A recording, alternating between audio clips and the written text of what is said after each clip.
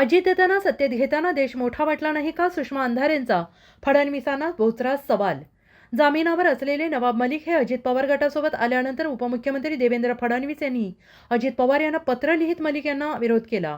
राज्याच्या राजकारणात फडणवीस यांच्या पत्रानंतर खळबळ उडाली असून शिवसेना ठाकरे गटाने भाजपवर बोचरा वार केला आहे. सत्तेपेक्षा देश मोठा असं जर आपल्याला वाटत असेल तर आतापर्यंत ज्या ज्या लोकांवर भाजपाने आरोप केले त्यांना सत्तेत सामावून घेताना हा विवेकवाद कुठं गेला होता, असा सवाल करत शिवसेना ठाकरे गटाच्या उपनेत्या सुषमा अंधारे यांनी केलेला आहे.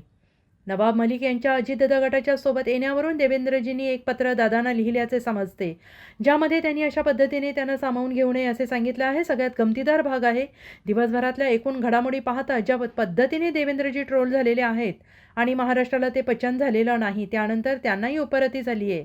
पत्रामध्ये ते सत्तेपेक्षा देश मोठा असेही म्हणत आहेत, परंतु देवेंद्रजींना आम्हाला सदा प्रश्न विचारायचा आहे, सत्तेपेक्षा देश मोठा असं जर आपल्याला वाटत असेल तर मग आतापर्यंत ज्या ज्या लोकांवर भाजपाने आरोप केले त्यांना सत्तेत सामावून घेताना हा विवेक कुठे गेला होता? सगळ्यात महत्त्वाची गोष्ट, देवेंद्रजी आपण ज्या अजितदादांना पत्र लिहत आहात त्याच अजितदादांवर भाजपच्या वरिष्ठ नेत्यांनी अर्थात सन्माननीय नरेंद्र मोदीजींनी महाराष्ट्रात येऊन 70,000 कोटींचा सिंचन घोटाळा आणि बँक घोटाळ्याचा आरोप केला होता. एवढा गंभीर आरोप झाल्यावरही 48 तासांच्या आत त्यांना सत्तेमध्ये सामावून घेणे हे तुमच्या नैतिकतेमध्ये बसले होते का? आणि ते त्यावेळी सत्तेपेक्षा देश मोठा हे तुम्हाला तत्त्वज्ञान सुचले नव्हते का?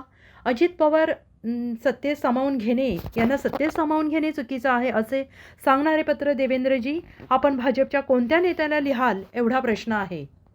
नवाब मलिक यांच्या अजितदादा गटाच्या सोबत येण्यावरून देवेंद्रजींनी एक पत्र दादांना लिहिल्याचे समजते, ज्यामध्ये त्यांनी अशा पद्धतीने त्यांना सामावून घेऊ नये असे सांगितले आहे.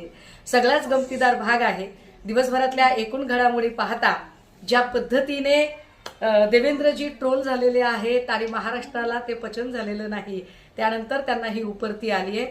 पत्रामध्ये ते सत्तेपेक्षा देश मोठा असंही म्हणत आहेत, परंतु देवेंद्रजींना आम्हाला साधा प्रश्न विचारायचा आहे, सत्तेपेक्षा देश मोठा असं जर आपल्याला वाटत असेल तर मग आतापर्यंत ज्या ज्या लोकांवर भाजपाने आरोप केले त्यांना सत्तेत सामावून घेताना हा विवेकवाद कुठे गेला होता?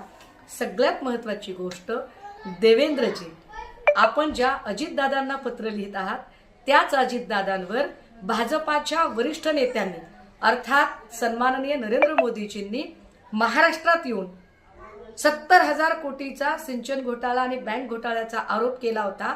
एवढा गंभीर आरोप झाल्यावरही 48 तासाच्या आत त्यांना सत्तेमध्ये सामावून घेणे हे तुमच्या नैतिकतेमध्ये बसले होते का?